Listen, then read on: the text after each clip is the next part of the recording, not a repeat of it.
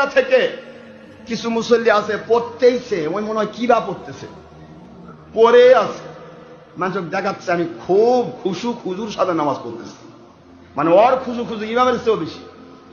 কি কথা বলেন না কেন? এই ধাপ্পাবাজি নামাজ বাদ দিয়ে দেন।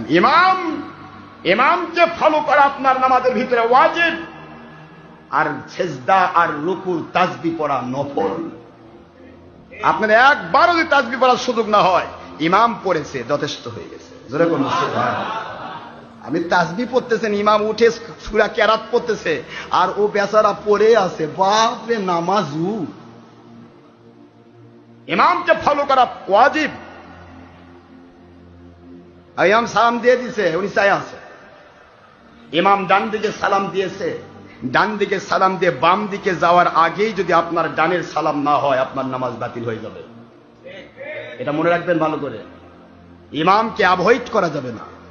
আপনি কি পড়তেছেন? ইমাম আত্তাহিয়াত করেছে, দরুদ শরীফ পড়েছে, দোয়া মাসুরা পড়েছে, আপনি এতগুলার সময়ের মধ্যে আত্তাহিয়াত পড়তে পারেননি?